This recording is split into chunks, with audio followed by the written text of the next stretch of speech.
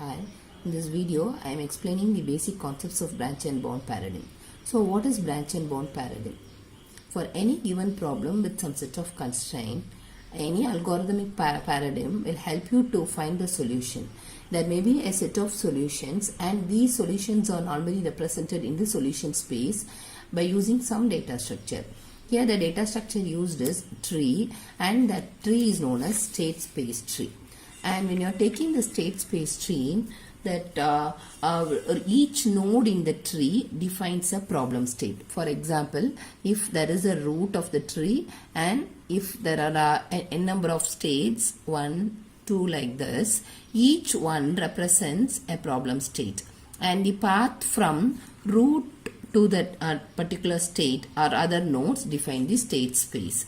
So when you are taking a solution state, it is a state for which the path from the root to the particular S defines a tuple. So for example, here I am giving some constraint or some values, x1 equal to 0, x2 equal to 0, like this means the output will be represented in a form of x, and it is having the value x1, x2, and its value is 0, 0 based on the value assigned in that branch.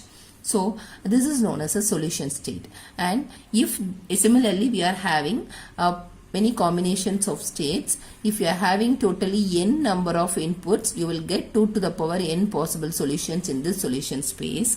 And out of all these solution state, some of these states will satisfy the constraint, the given constraints in the problem, and that is known as answer states. So answer state is a state which will give a feasible solution. So what is feasible solution? A solution which satisfies the constraint. So out of all 2 to the power n possible solution for the given n inputs, we are trying to find the answer state or the feasible solution. So this is what happened in backtracking. So the backtracking will help you to find the feasible solution.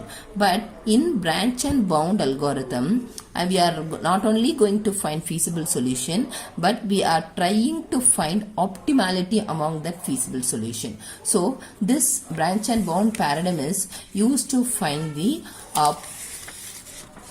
optimization for any problem, right? And here also we are using state space tree, and the search strategies for this state space tree there are 3 search strategies we are using. One is breadth first search, and here we are going to use Q data structures, and it is also known as first in first out branch and bound. And D search, here we are using stack data structure, and it is also known as last in first out branch and bound.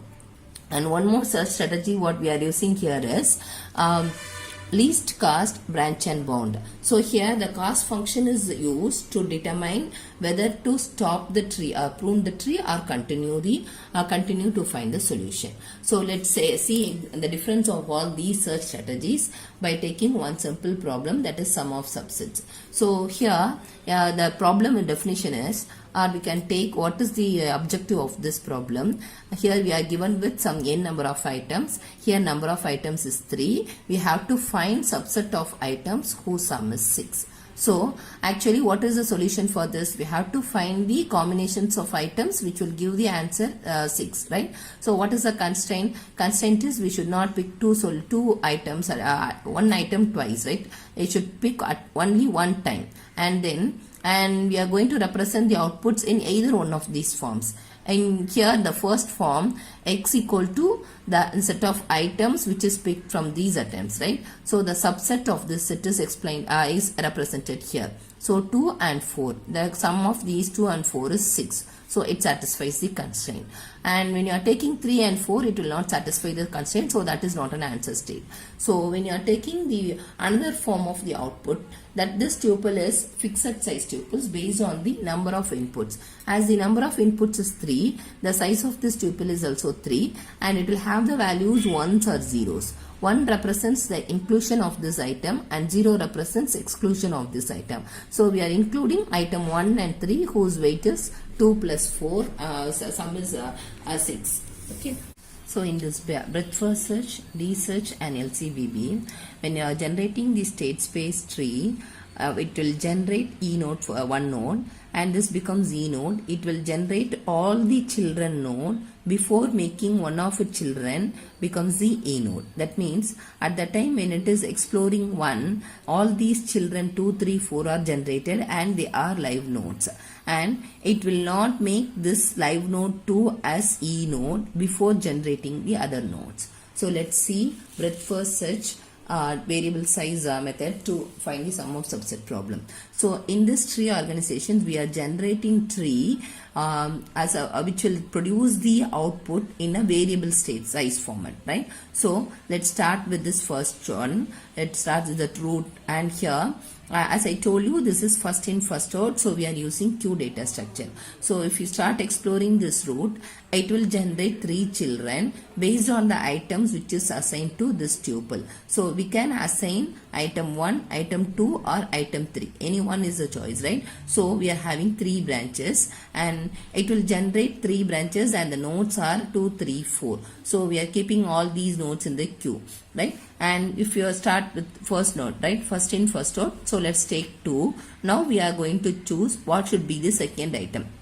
As already first item is generated, first item is included. Now we are having only 2 or third item, right? Second or third item. So the options are x2 will be either 2 or x2 will be 3. Right? So it will generate 2 children. These 2 live nodes will be added in the queue. Now you will be having 3, 4, 5, 6 in the queue. Now we have to process third node. So if you take third node, already we have chosen second item here. That means first item is rejected. So we are choosing second item. So the remaining item is only 3. So x2 is 3. So there is only one possibility, and here that 7 will be added at the end of this one, right? So now the queue, already we have processed 3. So we are having 4, 5, 6 and 7, right? When you are taking this 4, can we process this Z node? Because already we have selected the last item 3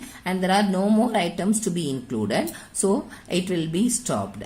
And when you are taking this 5, so let's come to this one. So already we have included first item and second item. Shall we include the third item? Yes. X3 equal to 3 means you will get the 8th node. So it will be like this. So 6, 7 and 8 will be there. Now when you are taking 6, already third item is included, so no more items. So 7 is also, third item is included, no more items. So all these will be pruned. Now we have to check which are all the answer states. So if you are taking the first one, this is 2, this is 3. So 2 plus 3, 7, 7 plus 4, 11. It is not equal to the sum of subset. So this is not a feasible solution. And if you are taking this first item and third item, 2 plus 4, 6. So this is the feasible solution or the answer state which satisfies this constraint. And when you are taking this, we are taking second item and third item, 3 plus 7, 4, 7, which is not a feasible solution. And here also it is taking only one item, that is 3, and its sum is 4, and this is also not a feasible solution. So out of all these solution state, this is the only state which is producing the answer. So this is known as answer states. In case if you are having more number of answer states, you have to choose the state which is giving the maximum output, or we can take this as some optimal solution we have to find out. Okay, so this is an example for breadth first search, right? If you are taking D search, so if you are taking D search, in this D search, it will be last in first out format. So we are using stack. So you have to start explore from this root node, and as I told you, this will generate the fixed size tuple, and the output will be in the form of x1, x2, x3. So number of item is 3. So there are three elements in this tuple. So first one is root, and we have to decide whether to include the item or exclude the item. So but here we are checking which item to be placed in the tuple, but here we are checking whether to include item 1 or exclude the item 1. So it will generate 2 children, 2 and 3, that will be pushed into the stack. Now we have to take the last in out, right? So let's take 3 here. So when you see the numbering, here we are starting the numbering from left to right. Here we are taking the last input is 3. So we have to pop out that and find children for this node. So as already 1 is rejected, what is the next option? Second item. Whether to include the second item or exclude the second item. So if you are including this item, this will become 4, this will become 5, right? So 4 and 5 will be included. Now we have to check whether this which should be processed next. 5. So we have to take this. So x1 x2 completed. Now x3 to be included or excluded. So 6 and 7.